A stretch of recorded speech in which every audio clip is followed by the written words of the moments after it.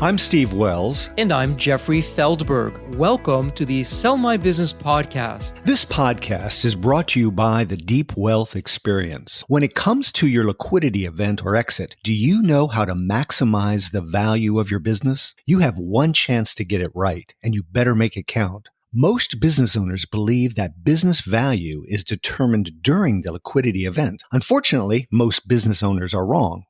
Your enterprise value is a direct result of the depth and quality of your preparation. Who are we and how do we know? We're the 9-figure exit guys. We said no to a 7-figure offer. 2 years later, we said yes to a 9-figure offer. Despite having the same people, the same company, the same services, we increased our business value 10 times. How did we do this? We spent millions of dollars and years of time to uncover strategies that level the playing field. The end result is the 12-week Deep Wealth Experience. We've created a proprietary solution that is relentless, resilient, and gets results. Learn how to master the art and science of a liquidity event. We've leveraged the same strategies that took us from 7 figures to 9 figures. The Deep Wealth Experience levels the playing field so you can dominate and win. Book your free call today to find out if you have what it takes for the Deep Wealth Experience. Visit www.deepwealth.com/success to book your free call. That's www.deepwealth.com/success. Welcome to episode 50 of the Sell My Business podcast.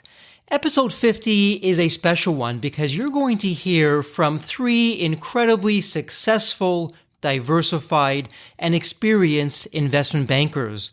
As business owners, there are times where many investment bankers reach out to you pitching for your business.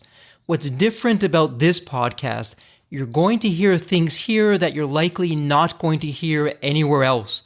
The conversation that we have, it's transparent, and some of the best kept industry secrets within investment banking are revealed on the podcast. And again, this is one of the things that we do at Deep Wealth in our effort to pay it forward, is to bring you the story behind the story, the facts, the information, and the strategies that you need to know to ensure that you don't get any deal, but that you capture the maximum value in your liquidity event so that it's the best deal. So with that said, let's jump right into episode number 50. Peter Kubasek is founder and managing partner of ArkMalibu.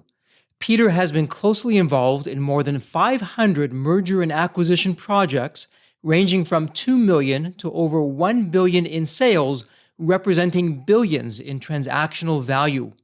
Peter brings a vast background of knowledge and understanding to every engagement in which he is involved.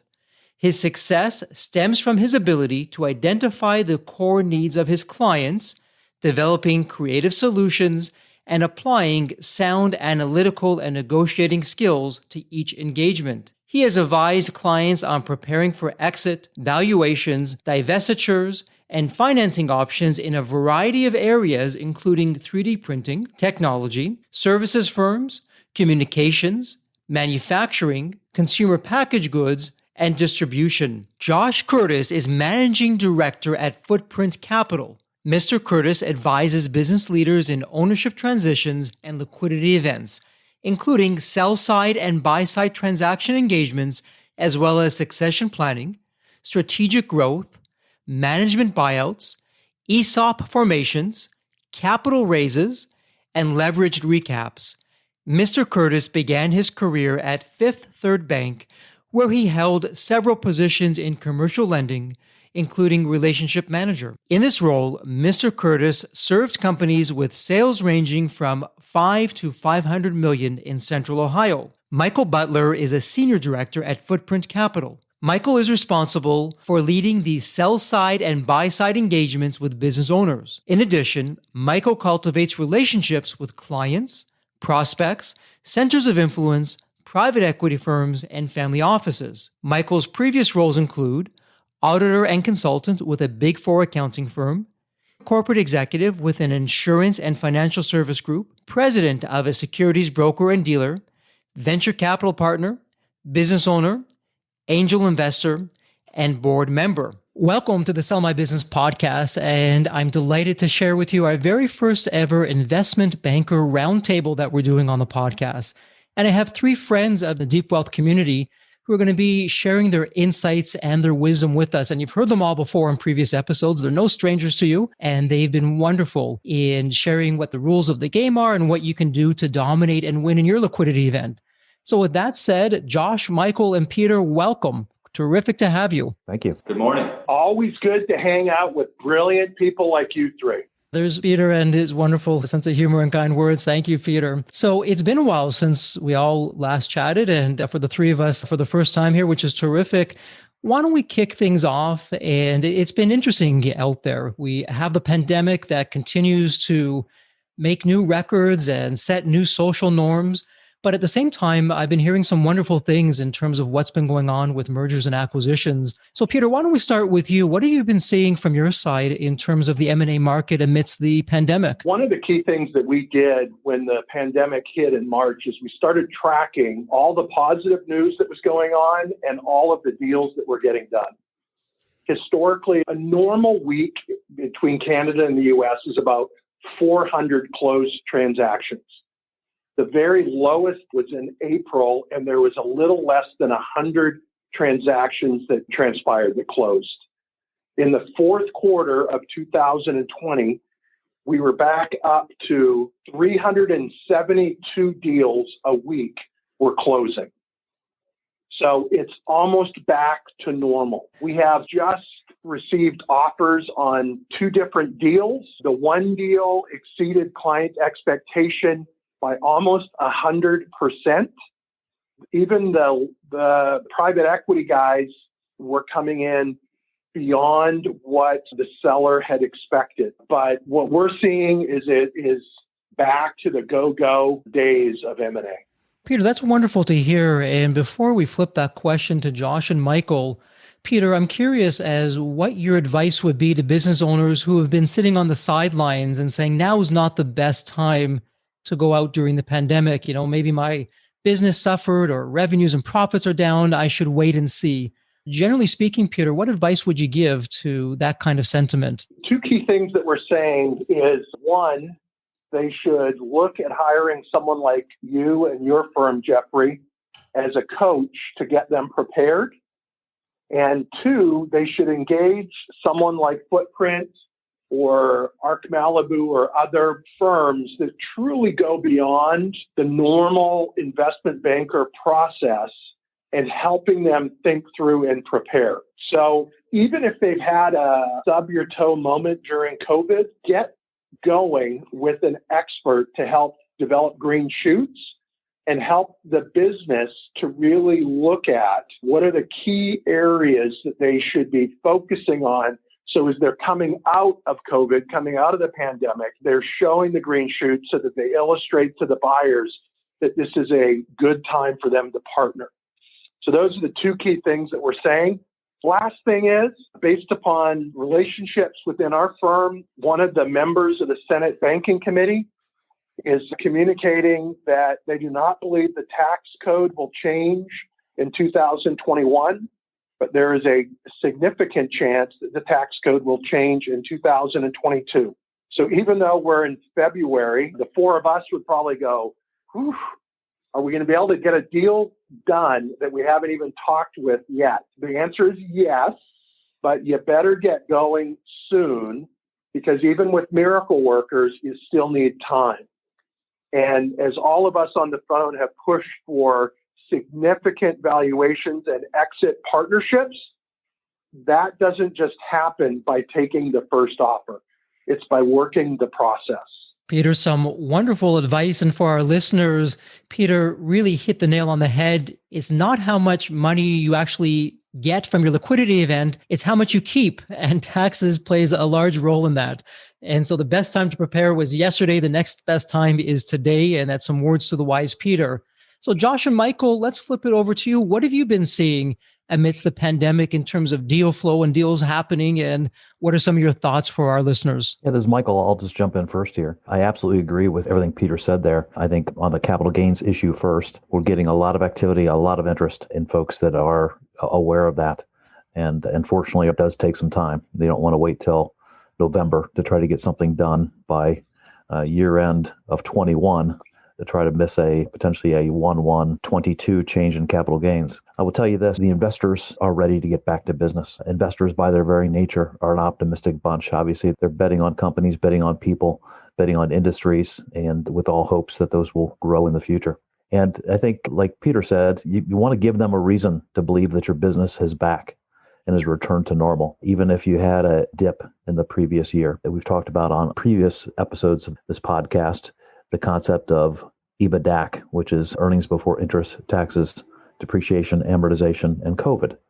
And so many times as we are working in this industry, we calculate for 2020 that EBITDAC number as a way to really show what a normal year would have produced. And if you can show through volumes of customers, through current run rate, all those sorts of things, that your business is back, that's good evidence to an investor that it's time to make an investment. So one final thing I'll say, then Josh, I'll let you chime in if we left you anything else, is that you certainly want to have confidence in your business. So if you feel timid, you feel like your business is not back yet, that sort of thing, you certainly want to have a program like Deep Wealth to help you feel good about your business, yourself, your preparation for entering a process. So get yourself mentally ready.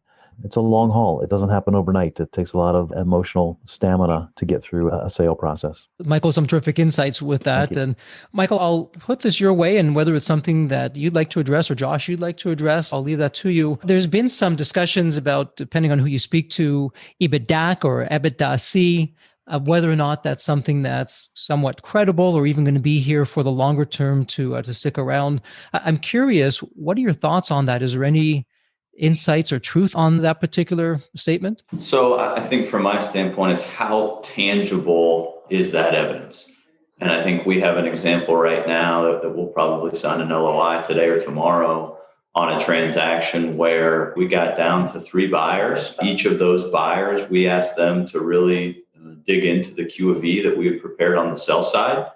And each of those 3 buyers viewed our COVID adjustment different. We had 3 elements to it: for some business that we lost, some business that we gained, and then a fundamental change we made to the business that is currently impacting and will impact the future performance of the business. And not one of those 3 parties, all of which were private equity buyers, viewed it the same. So I think one thing that we're learning and I think carrying forward into our other processes is we can't set clients' expectations, nor should we expect every buyer to see things through our eyes. So while COVID adjustment helped us in the process and ultimately helped us get to our value, I think that there's definitely some gray area there, and it's not something that's going to be quite as heavily relied upon as the current run rate of the business. Josh, that's some really interesting in the trenches experience that you're sharing with us, and something for everyone to keep in mind. So it sounds like from what you're saying is the buyers may or may not be accepting that, or not at all, depending on the case. So Josh, as you look ahead for the remainder of this year and going into next, you feeling good about this and where things are heading? I mean, I feel very good about where things are heading. I mean, I think to the comments that Peter and Michael both made, the market is very active. The investor community is very hungry for transactions. And I think when you look at both the tax changes coupled with those businesses that got through COVID, performed well, or maybe aren't quite back to where they are, there's a lot of sentiment among sellers that now is a good time for them to exit. Tax changes coupled with potentially some desire to de-risk personally is really driving an active market. Well, some terrific insights there. Let me ask a different question. Peter, why don't we start with you? Investment bankers tend to be miracle workers, and you just really give a lot to that term of taking the impossible and making it into I'm possible. How many times you see a deal that gets right to the brink of not happening and you literally bring it back to life. So you've seen a lot, and you've seen what works, what doesn't work. And one of the things that we really stress with our community and the Deep Wealth experience, it can't just be about the seller. Ultimately, it's a seller's business and it's a seller's future that's going to be happening and what's at stake, but it takes the team to be able to make things happen. And I like to say, tune into everyone's favorite radio station, WIIFM, the What's in It for Me radio station.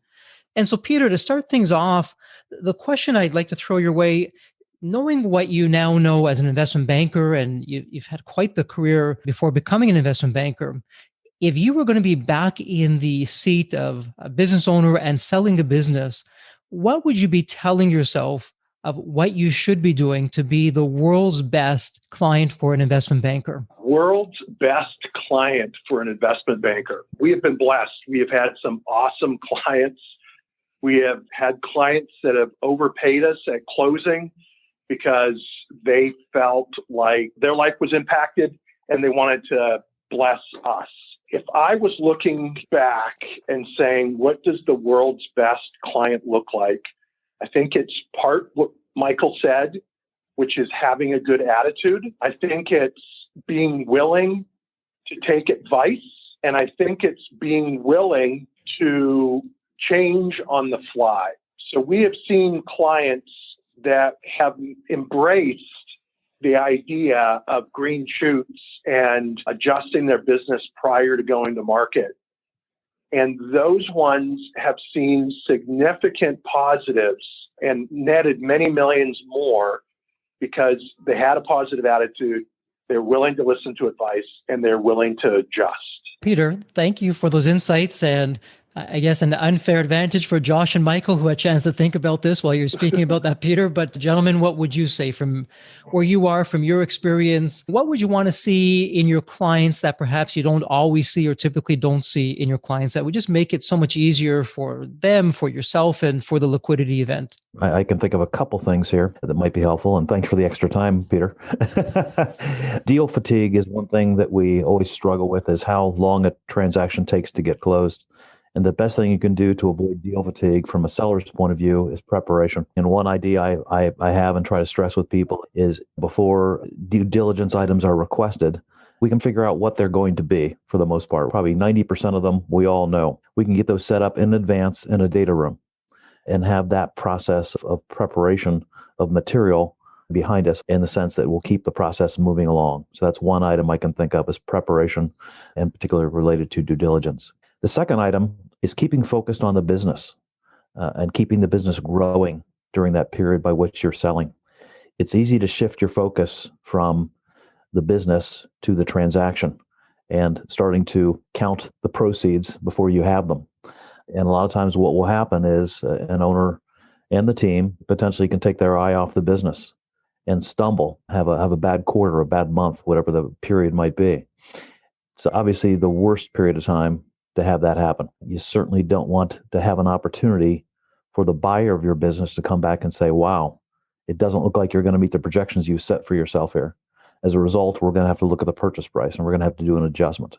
So just making sure that you don't have that stumble that occurs by a lack of focus. And that's part of the role that we play, quite candidly, is we can stay focused on the transaction. We can't take all of the weight and all of the attention. We certainly need the ownership group to weigh in on quite a few items. But if we can be running the transaction and the owners and management can continue to run the business effectively and grow the business during that period of time, it'd be great to have a situation where you're actually growing faster than you think you would have during that transition period. And you've got something to go back to the buyer about and say, hey, we've exceeded expectations here. And it puts you in a great negotiating position. You know, Michael, you bring up a really valid point, and you're right. It's so often overlooked. A seller or a business owner can become so focused on the liquidity event that they forget, hey, there's a business here. And that business during the liquidity event not only has to meet the expectations, but as you're saying, hopefully exceed them. Otherwise, you're playing directly into the buyer's arena where perhaps they want to give you some kind of a discounted value because of that. What I'm hearing you say is the more you prepare ahead of time, the less pressure, the less stress, the less health-related kinds of stress things that are going to come up during the liquidity event itself. And so, Josh, how about you? What you'd love to see your clients do that typically don't, or would make your life so much easier so you can go out and get that much of a better deal for them? Sure. I think Peter and Michael really hit the primary items. I think the two I would add would be to trust your advisors. I think it's very important that as clients go into this process, they make sure that they have advisors around them that they trust. We've seen situations where clients have second-guessed decisions that advisors have made, or particularly let them control the aspect of the transaction that those advisors were brought in to do. You know, they know better. They do this all day, every day. Trust the advice of those around you. And then secondarily, it would be forthcoming to your advisors, to your investment banker, to your lawyer. We've also had transactions whereby something was going on with a contract. There was something in a background check. Up front, deal with anything that might be concerning, might be viewed as a little hairy, might be a hurdle. And I think the sooner you bring those up to your advisors, not every deal is perfectly clean. Many deals get done where there's some sort of quote unquote hair on the deal. And I think the sooner that the advisors are aware of what those challenges might be, the more prepared we'll all be to handle those. And Josh, you bring up an interesting point. I think this is hard for a lot of business owners. The type A personality, where the business owner wants to be at the center of everything and control everything, and everything's got to flow through them. And really, it's taking a step back. And as you said, Josh, letting the professionals around you do what they do best and let them run with that and take forward the liquidity event and help you maximize in every which way that you possibly can that process. Some terrific insights on that. You know, a lot of times we hear information or you're speaking to someone in a specific industry, and maybe it's quote unquote conventional wisdom, but oftentimes conventional wisdom isn't so wise and it's wrong. Anything that you've been hearing lately within the industry that is off base, or it would not be words to the wise in terms of following and listening to, and maybe going down a different path to get a better result? The first thing that hits me is the number of people that call us up and say, you've come highly recommended. Several people have said we should work with you, but you're not industry experts. So we're not sure that we're going to interview you. We have been advised strongly that we should only deal with industry experts. There's two camps that you're bringing up in the argument, and they both make the case that an industry specialist is where you want to be because they know the industry inside and out, and they'll just get you a better deal. They know all the players. And a generalist will say, well, hey, not so quick. A specialist may miss some of the players. They don't have that kind of experience that I have, and I'm just more well-rounded. So it's confusing for a seller. So please continue with what your experience has been and why so-called conventional wisdom isn't so correct. As Josh was saying, you really want to trust your advisor. You want an advocate. Having worked at Nestle and the Lowen Group, and my partners worked at major Wall Street firms, when you hire an industry specialist, you're dealing with someone that if you are a 800-pound gorilla, is going to be working for your best interest because you have a deal for them today, you had a deal for them yesterday, and you will work with them next week, next month, and next year.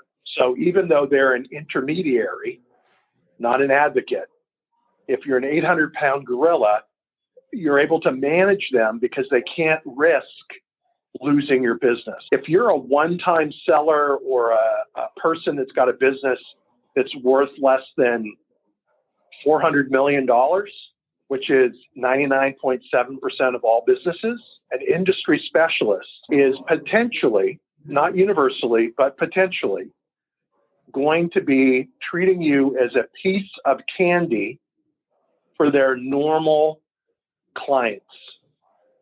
So they will take your business and think through themselves, who do I need to show this to so that they will do more work with me? It's not necessarily what's the best for you, it's what's best for them. So we are hearing that more and more. People are recommending industry specialists because the assumption is it's going to be hard to find buyers. It is not hard to find buyers today. There is close to $5 trillion chasing M&A deals, and every deal that we've taken to market during COVID has had more bidders than any deal we had ever presented in our history. So there's more people chasing, there's more trillions chasing. So that you need an industry specialist so you find everyone is just not accurate. The next part of it, again, as Josh and Michael have both said, trustworthy. I was on the phone with a YPOer recently, and a very bright person, growing like crazy. They will sell for a fortune, 15, 20 times revenue. They did not feel like they had contemplated the whole notion of intermediary versus advocate. And what we were trying to explain was you desperately need an advocate because when you're talking about a deal that's going to be that hot, for a strategic buyer that might be the perfect buyer, they might pay twice what someone else might pay. If you're able to present it, the secret sauce and the green shoots and all the synergistic value, and if you do it as an advocate, not an intermediary. So Peter, thank you for that. You've really opened up one of the better kept secrets in the investment banking industry, and that is not all investment bankers, but there are some investment bankers who, push comes to shove, their best friend is the buyer. Because exactly like you're saying, Peter, they do a book of business with that buyer. And if you're a one-time transaction, they're not going to put themselves out for you. They are in business to be in business, and something to be wary of. So thank you for opening up on that and making the community well aware of, be careful who you have as your advisor and look for some conflicts of interest while you're going through that. Josh, I know you'd like to say something, so please, what would be some of your thoughts? I just had one real life example to share. To Peter's point, I wholeheartedly agree on the industry specialization. And we have an example as a firm. One of our partners had a friend who was selling a software business. And he did not consider us, felt like the friendship, but did not feel like we were deep experts in software. Instead, he wanted us to help sit alongside him, help coach him about how the investment bank was doing, give him perspective. So we agreed to do that for the friendship. And one company in particular tried to preempt the process at about 10 million more than the seller expected to sell the business for, about $35 million at the time.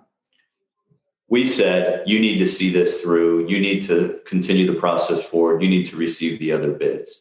He said, the investment bankers tell me I should take it. He knows this firm really well. They can close quickly. We said, no, see the process through, get the other bids, take it forward. Lo and behold, he got 10 million more incrementally by waiting and by seeing the process through. And had he done what that industry expert investment bank and software had told him to do, he would have left $10 million on the table. Josh, what a great story. An excellent example of how you really need to be careful who you're bringing onto the scene as an investment banker to represent you. And just to round things out, Michael, any taboos of the industry that you can think of or you can pass along of seller beware in this case? I guess the one thing that comes to mind is the unsolicited offer that you receive as a seller from a buyer that all of a sudden comes in out of the blue. You're not out there looking to sell your business, but someone shows up who's interested in your business, provides an unsolicited offer, and they encourage you because of time, because of additional expenses, because of other things to take that offer and don't take this to market. When you go through what we call a full process where you involve many buyers, and our goal as an organization is always to bring several qualified buyers, several qualified offers from which an owner can ultimately choose which one makes the most sense and which one we can use against one another to get the best offer in terms of price and everything. So reacting to the concept of if you do it without an investment banker, without an advisor, it'll be faster, it'll be easier, it'll be less costly. It can run you into trouble and end up getting you not the best terms, not the best price for your business of that once in a lifetime type event that you do as an entrepreneur selling that business. We have a real life example of that as well, where we have a client who accepted an offer for $22 million.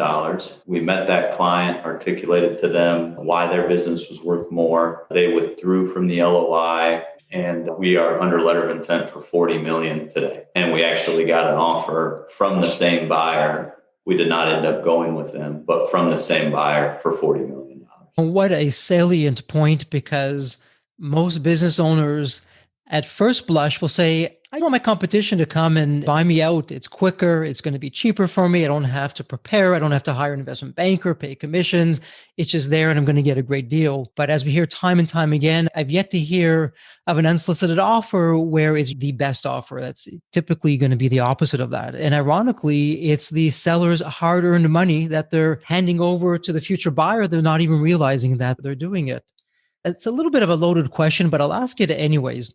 Imagine that a family member, a very close family member of yours, is going to be selling a business and they can't use you to do the deal. And they're going to be working with an investment banker. And actually, you can't have any interactions other than behind the scenes. So you can't tell them who to go, what to do, or anything like that. And the question is this: When it comes to selecting an investment banker and the agreement between a seller and an investment banker, what would be some of the areas that you'd be giving advice behind the scenes on of either not having in the contract or being very careful of or negotiating something that typically isn't negotiated? A couple things that are not so much contractual, Jeffrey, but more emotional and more of a feel type of thing. Number one is chemistry. How does the relationship feel with the potential investment banker? Does it feel good when you're having a conversation? Does that person, number one, seem knowledgeable, but also seem like the kind of person you want to work with long term? These are not overnight transactions, as we've all pointed out. You're going to have to be working with this person in the trenches for many months, if not maybe even a year, let's say. So you want to align yourself with someone you're going to feel comfortable speaking with during that period of time. It's not someone that doesn't feel like they get you as a seller or as a person. And number two, attention to your deal. It's always important to know how many deals they have on the table. They may use somebody that develops the business and they pass it to a team behind the scenes that you've not met, and you may never speak to that person again. At least with our firm, the way we do business, you're going to be working with us through the entire process. We're proud of that fact. We only take on a certain number of engagements due to that fact, but making sure that there's proper attention to your deal. Things need to happen quickly. Items need to be reacted to quickly, and you want someone who has got your best interest at heart, but also is not so overwhelmed that they can't give you the kind of attention that is necessary to bring things to a close. And final thing I'll say is that in many cases, the intermediary, be it an investment banker, business broker, M&A advisor, is playing a quarterback kind of role. They're working with the M&A attorney. They're working with the CPAs. They're working with the tax advisors, all those kinds of things. You need to have someone who's a leader and is confident and can be synergistic with those relationships. Michael, some great points there, and thank you for sharing. And you're absolutely right. The mindset and the chemistry that's going on between all the parties is, everything. One of the things that I like to say is imagine we're back to traveling, the pandemic's over, you're sitting next to your investment banker on an airplane, and you're on the tarmac, you're getting ready to take off. Captain comes on and says, we have a mechanical difficulty. And you can't go back to the gate, and you're stuck for the next 10 hours on that airplane with that investment banker or advisor. Are you running for the hills after 5 minutes because you can't stand the person, or do the 10 hours go by fairly quickly? Anyone else on particular contract deal terms or items that aren't discussed out there, but something a seller should be aware of? I know it's self-serving to say this as a bunch of investment bankers, but what we've said throughout my deal process that Michael and Jeffrey have helped out on is that you really need to set a reasonable hurdle of expected value. And if the advisor gets you more than that, give them a substantive portion of it above that number. So the simple reality is we are all human. And if you have a $100 million deal, and you're going to make 2% for the next $10 million, is it worthwhile to you as a human being to have $110 million where you get $2.2 million, or you have a 100% chance of closing at $100 million and you get $2 million? You really want your investment banker to be getting $1 million or $1.5 million of that extra $10 million. So it's very substantive to them. And they're thinking in a much different way about the incremental dollars. 2 stories that Josh shared about getting almost double what the client expected. A regular investment banker that doesn't have a significant bonus doesn't generally do that because it's risk reward. So seriously consider when you're investing into the option of hiring an investment banker that you give them a bonus over a fair value. I think one other point, you need to make sure that you're dealing with the people you're dealing with. And you may want to put in a clause, if the senior people that wooed you disappear, the agreement disappears. So it fully motivates. For Footprint and ArkMalibu, that's a condition that would be easily met. But a lot of investment banks, you're won by the A team and you're served by the C team. You don't want to be served by the C team. For our listeners, Peter is really putting it out there in a very real and honest way. And it also highlights why, when you're finding not only investment bankers, but other M&A advisors, you need to come from a place of trust. of people that you can trust, people who have integrity and honesty. And Peter sharing what he's sharing again, and I know Josh and Michael, you would say the same thing. You're not going to hear that with a lot of other investment bankers that are out there. And Peter, words to our community, those two things that you mentioned, that's what I did in my liquidity event. I made sure that the investment bankers were more than compensated when they went above an established value. Now, the value wasn't just what they're saying that this is the top end. It was verified, it was validated, and I had confidence that when you get past that number, it's going to be well earned. But again, it goes back into the WIIFM, the what's in it for me. And my other philosophy is when you help enough people get what they want, you get what you want. And so when you help your investment banker just go above and beyond with what I call the waterfall compensation. So for every dollar over the top dollar of what you should be getting, you're sharing generously with your investment banker. It gives you a real likelihood of being able to obtain that. It's just human nature. It is what it is. We don't make the rules, but if you know the rules, you can put them to your full advantage. Any other thoughts on this topic before my next question? And a slightly different theme is the benefit of rolling over equity. I know, Jeffrey, we've talked about that on a prior podcast, but I think that's one consideration that we really urge clients to consider. And particularly if you have a business today that maybe isn't back to performing at the level that it once did, one way to drive potentially the highest or a higher value today is through showing confidence in the business going forward through an equity rollover. And it also allows you to capture, hopefully in 3, 4, 5, 6 years at exit, if you partner with private equity, a much higher value for that remaining interest. And there's a lot of nuance potentially around the structure of that rollover and what that looks like. I think now is a very unique time, depending on how your business has performed and what value you're able to capture, really looking hard at a rollover. Josh, another valiant point, and we had a terrific podcast on the rollover and what that looks like, and certainly something to consider. What we share at the Deep Wealth Experience is that for an investment banker, the currency isn't money. The currency is trust and time.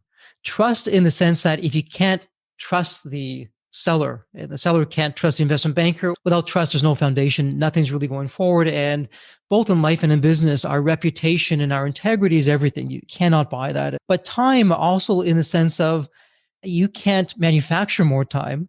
You only have so many hours in the day, and you can only, as investment bankers, do so many deals in a given year.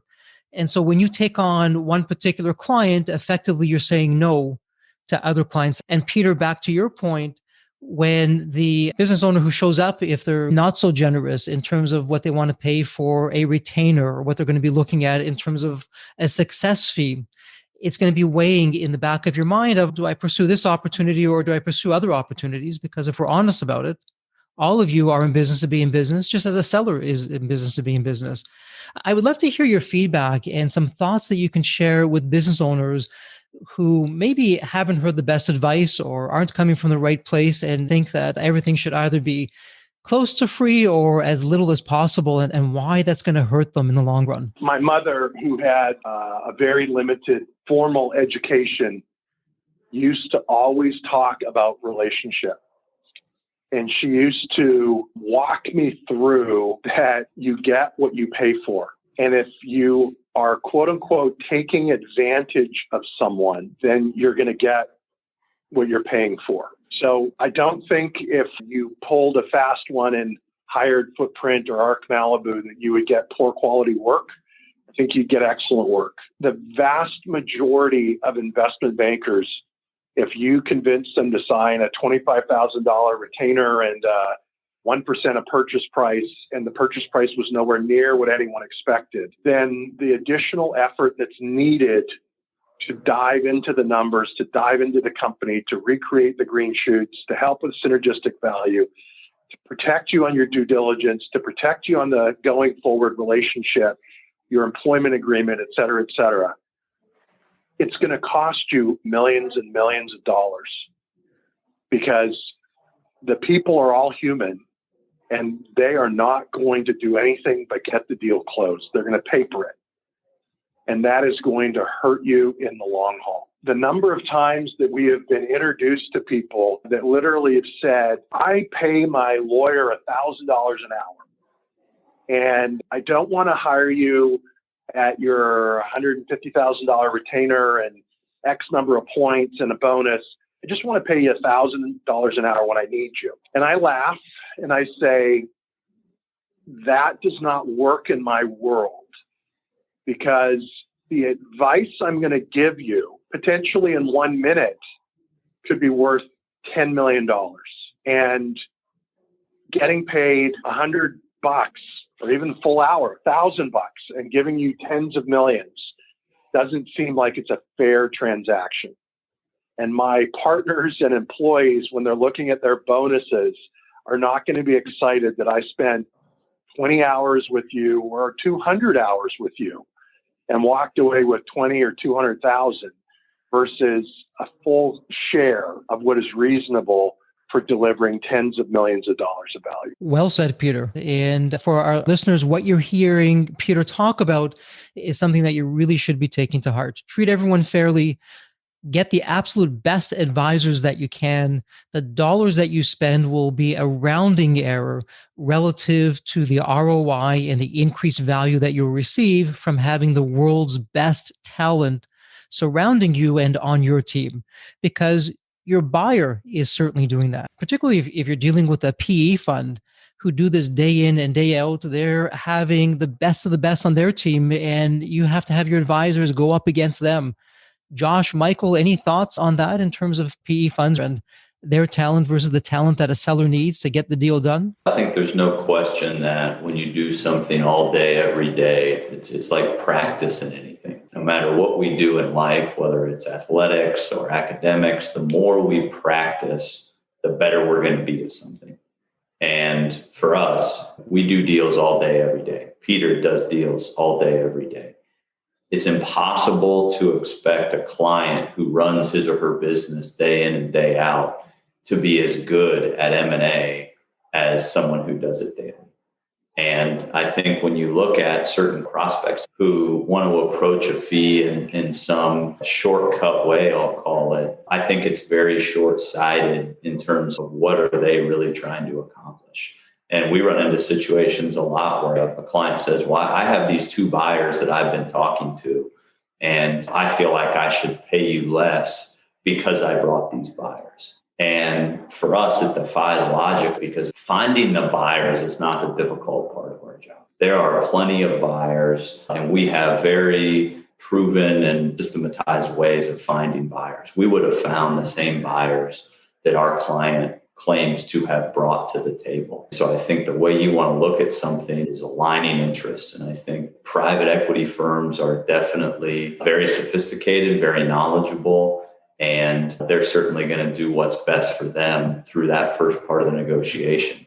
So I think it's vital to have somebody on your team that can stand toe-to-toe with them and help you get the best deal. Thanks, Josh. Now, Peter, I think it was you that had referenced earlier of a multiple of revenue versus a multiple of EBITDA, which is what most people are familiar with. And for our community, where does it make sense, and where do you typically see multiples of revenue as opposed to multiples of EBITDA? So Michael has forgotten more about that question than I may ever know. So I may defer to him and then answer that, anything that he misses. But Michael and I have been friends for a number of years, and his experience in venture capital and growth in tech. So I will push that over to Michael. Thanks, Peter. Appreciate it. That definitely is coming from my previous world. I was a venture capital partner. And in that regard, we made early stage technology investments. And none of the companies we invested in ever made any money. And that'll be shocking to some people.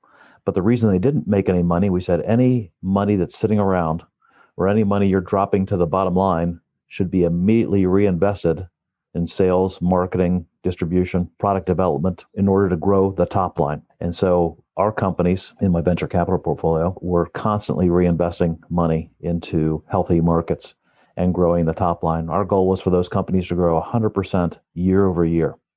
You think about that growth, that's pretty difficult to sustain for a very long period of time, but clearly it's a great goal for a startup or newer organization.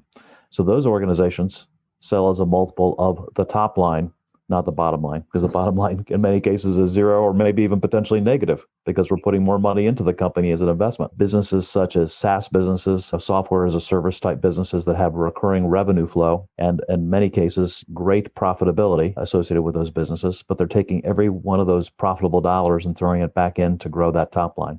So those companies will trade at that multiple of revenue. Peter referenced one earlier in the podcast, 5 times. And as he mentioned as well, sometimes that can even be on the lower side. Many of these can be quite higher on a revenue multiple. But when you get into a company that's more of a tried and true, less disruptive, and I hate to say it this way because it sounds derogatory, let's say boring kind of business, someone who's manufacturing machine parts or doing some sort of distribution business or something like that, something that has for years thrown off a nice profit for the owners and the management. Those are the types of businesses that trade as a multiple of EBITDA. And we've described that concept earlier in the podcast. So that's the differentiation between the two. And as you might guess, there are sometimes businesses that fall between the two extremes that are some component SaaS, some component product sale or something like that. And those are a little bit hybrid and they can be challenging to value sometimes. But in essence, aggressively growing companies sell for that multiple of revenue in many cases in the technology space. Michael, thank you for your insights and your experience with that. And Michael brings up a terrific point in terms of investment bankers. As you're looking to find one, look at what they're doing before they became an investment banker. What's their background? What do they do? What's their experience? Because it all parlays into how it's going to help you. And actually, it's a nice tie into my next question. All of you are in high pressure situations where everything counts. What do you do from a mindset perspective, from a physical perspective, to stay at the top of your game? And where I'm going with this is for business owners to learn from the best, to see what you're doing, compare themselves to that, and see how they might be able to get their game up to that level in terms of making sure that they're fit and relaxed and mentally having the capacity to make the tough decisions and move the business forward. So who would like to start with that? Of what are you doing to keep invigorated and refreshed and raring to go? For me, you gotta be doing something you're excited about, jumping out of bed every day and doing, right? And so I think for me, and what I've seen from Peter and Michael is just a real passion for what we do every day. And I think coupled with that, you've got to have some balance in life as well. You've got to have things that allow you to release stress. For me, lifting weights and playing soccer and things of that nature are ways to release stress. And then I think you also need, at least for me, a balance of family time, right? I have to have these buckets relatively full in all capacities. Certainly there's times where, given the world that we live in, transactions, where those transactions need to take priority and conference calls till 11, 12 at night occur. Absolutely. But then there needs to be a give back in those other areas that potentially have been lacking. I think from my standpoint, that's how I view the world. And I'd want clients that have similar perspectives, that have things that are important to them and that they're really driven by what they're doing in their business every day. Because for us, that comes through with prospective buyers when they see that passion and feel that dedication of the seller. But then I think both in terms of through the process as well as to be happy afterwards, you definitely need to have that balance. Wonderful. Josh, thank you. Thank you for your insights. Peter, how about you? Great insights, Josh. So I 100% agree. Got to love what you do. You have to have a higher purpose. So as all three of you heard me talk endlessly about stewardship and the concept of, are you an owner of the assets? You have a closed fist around the asset, or are you a steward where you have an open hand where it's flowing through you? So I have a passion to help our clients and friends be generous givers. A deal that closed just recently, the client gave away $10 million, and it was exhilarating to see them changed and to see them make an impact. You also heard me talk about every day I write down 20 things I'm thankful for. 20 years or so ago, some of my mentors commented I was a little negative because I worked every day at finding problems. I let that bleed into my overall life. And I was always looking at the problem, wanting to solve it, but I was finding problems. So I really changed the mentality of being thankful.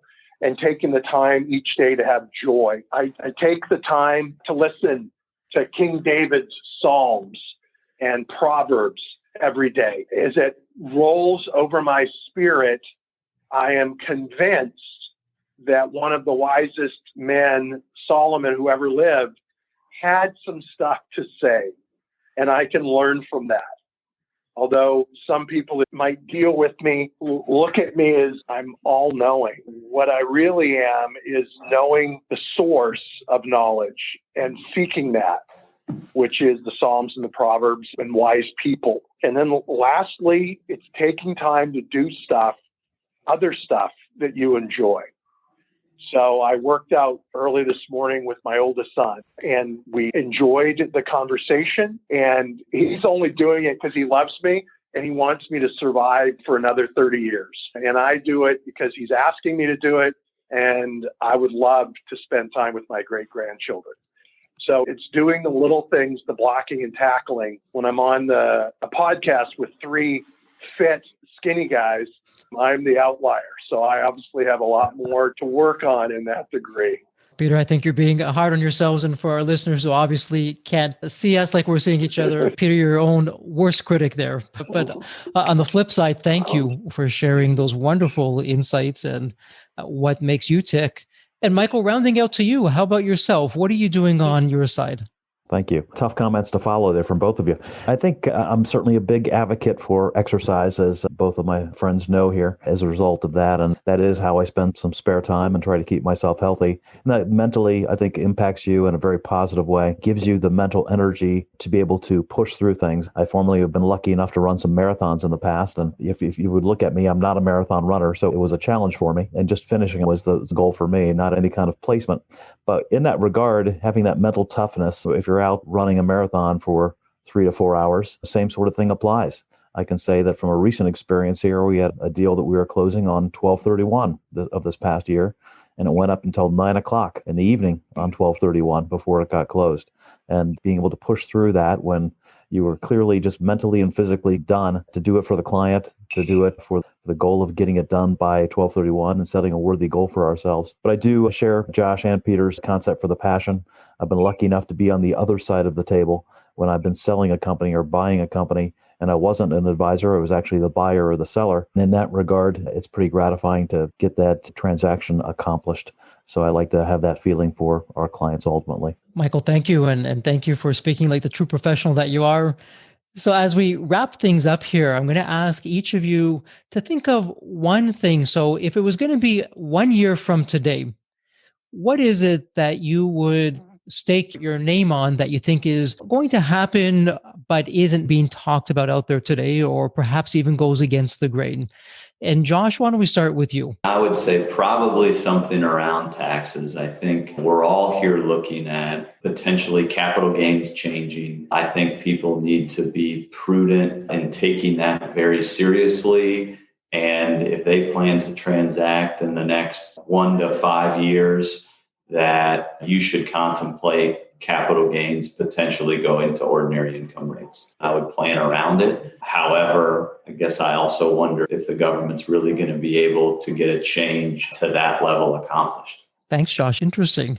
The taxes come up again in the podcast. Peter, how about yourself? The first thing that hit me is I believe that 2021 will be the all-time record for transactions completed. So even more than 2007, even more than 2015, 16, there's so much pent-up demand from 2020.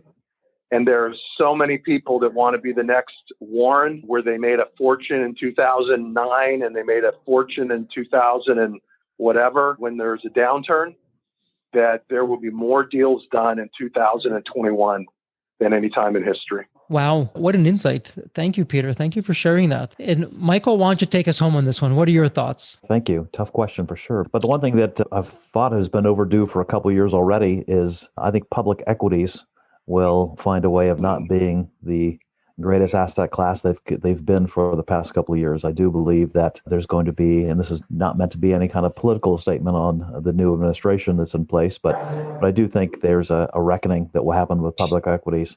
And the reason I bring that up is the fact that I think middle market businesses that we all operate in are going to be increasingly the better place for people to place a bet with their investment dollars going forward. So even though we know that there's a lot of buyers out there, I think there will continue to be more buyers out there. And I think some sort of correction in the equities markets will drive dollars increasingly to our arena in a positive way for our point of view. So that's just an inkling I've had for a while now. Wow, another terrific insight, 3 terrific insights, and all in different directions. So something to think about. It'll be interesting in a year from now to revisit and see where all this ended up going. Well, Josh, Michael, Peter, as we wrap up this podcast, a sincere thank you to each of you for taking time out of your day, out of your schedule, and to really put it all on the line and share with us what's often not heard out there, what business owners really need to know before they bring on an investment banker, before they start a liquidity event, of advice that's really words to the wise and something that's going to help them throughout the process and help them lock in the future that they both know and want.